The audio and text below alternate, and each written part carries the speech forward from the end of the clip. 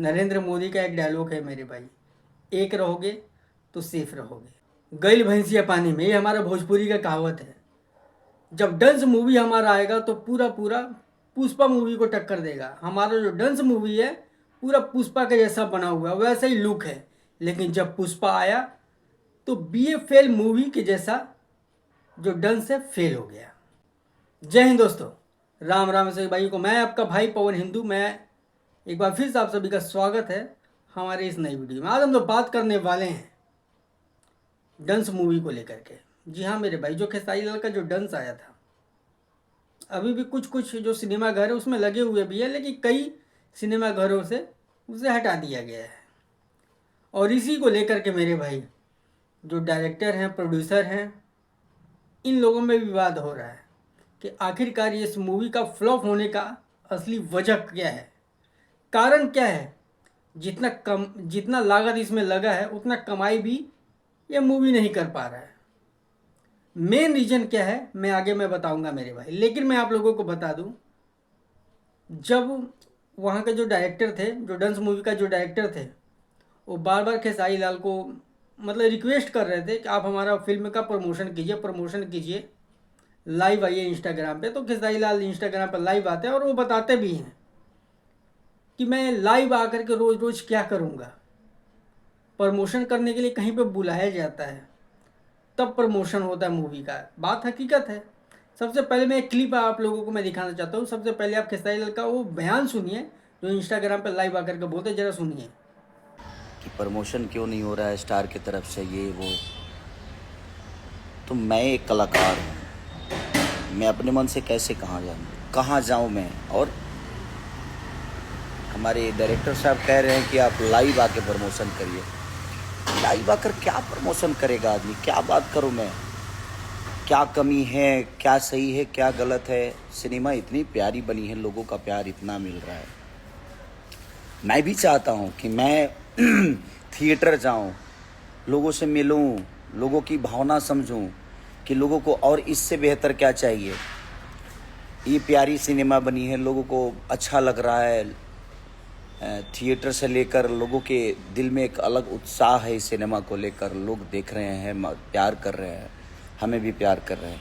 But वो प्यार मैं सामने से जाके देखता हूँ तो मुझे अच्छा लगता है कि नहीं यार, मैं उनके बीच में जाकर और सिनेमा देखूं, उनसे बात करूं, रूबरू होकर मैं अपनी कमियों को ढूंढूं वहाँ की। उनको क्या मेरे अंदर कमी नज़र आई कि नहीं भैया, इसको हम लोग, ये तो हुआ लेकिन इसके बाद इससे बेहतर ये चीज़ें किया जा सकता है। तो प्रमोशन ज़मीन पे होता है, रोज़ लाइव आकर क्या प्रमोशन करूं मैं। हमारे धीरज सर का कहना है कि आप लाइव आइए भैया, लाइव आकर प्रमोशन। भाई लाइव, धीरज भाई लाइव नहीं, कितना लाइव आऊँगा मैं। मेरे लाइव आने से चीज़ें थोड़ी सुधरेगी।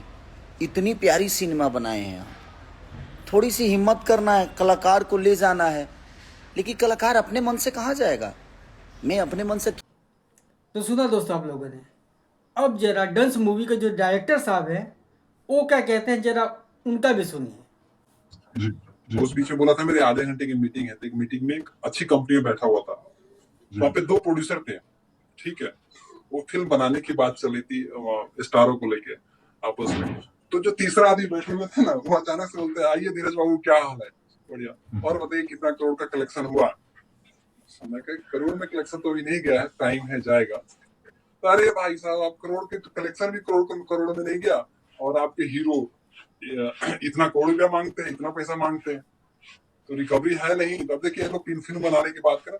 मैं देखिए, मुझे जो बनाना था मैंने बना लिया, आपको बनाना है आप बनाइए, आप देखिए अपने हिसाब पे बात करके। लेकिन कहीं ना कहीं वहां ताना मार दिए कि जब हीरो इतना पैसा मांगते हैं तो उसका रिकवरी है नहीं, तो पैसा इतना क्यों मांगते हैं हीरो, ऐसा क्यों मांगते हैं? सवाल है ये।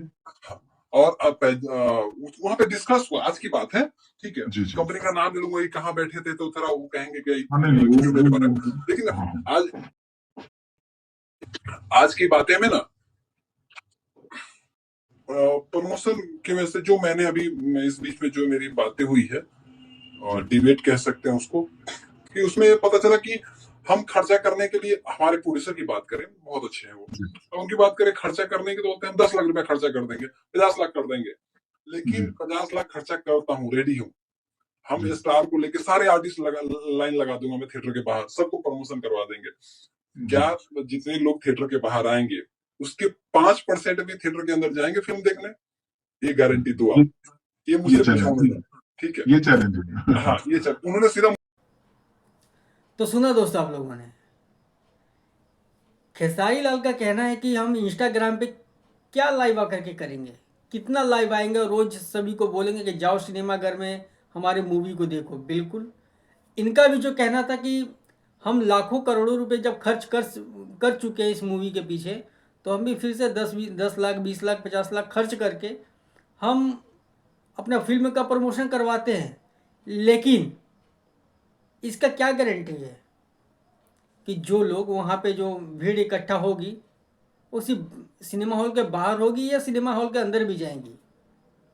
इनका भी एक तरीके से कहना सही है मेरे भाई, लेकिन मैं आप लोगों को बता दूं जो असली रीज़न है इस फिल्म का फ्लॉप होने का और इतना कमाई ना कर पाने का, तो ये हकीकत है मेरे भाई कि इसमें सिर्फ टीम है, ग्रुप है, खेसारी लाल ग्रुप और पवन सिंह ग्रुप। आप इसका दूसरा हिस्सा भी आप लोग देख सकते हैं, यानी कि जातिवाद। जैसे कि ये लोग ना मेरे भाई ग्रुप बाई ग्रुप करते हैं कि ये हमारे टीम के लोग हैं, वो हमारे टीम के लोग हैं, और जातिवाद मेन रीजन यही है। अक्सर आप लोग देखते होंगे मेरे भाई कि जो खेसारी लाल के जो टीम में है वो पवन सिंह के टीम में काम नहीं कर सकता, जो पवन सिंह के जो टीम में है वो खेसारी लाल के टीम में काम नहीं कर सकता। और इसीलिए मेरे भाई ये लोग बट जाते हैं, तो दर्शक भी बट जाते हैं।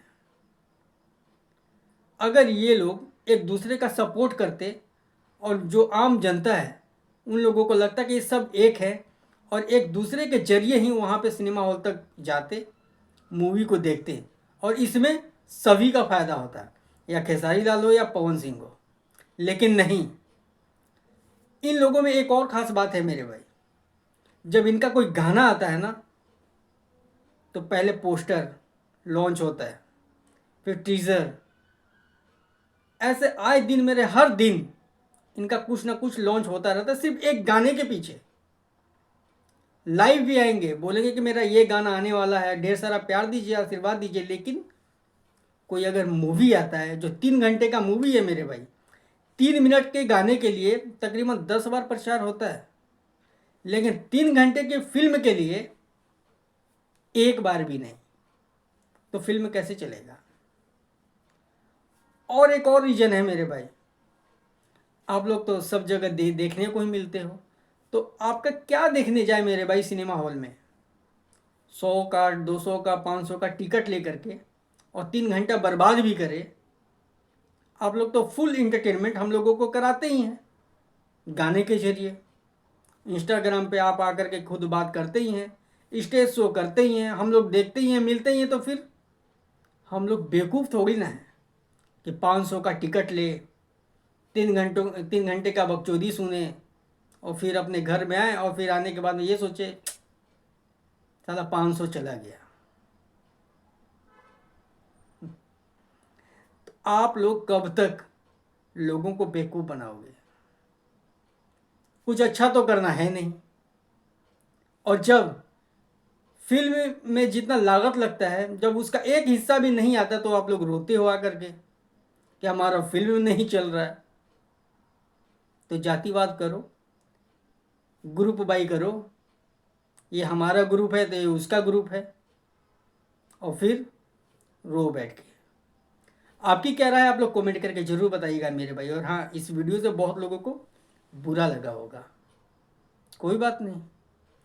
मैं इतना ही कहना चाहता हूँ आखिरी में कि ग्रुप ना बनाकर एक साथ मिलकर चलो, कभी किसी को रोना नहीं पड़ेगा।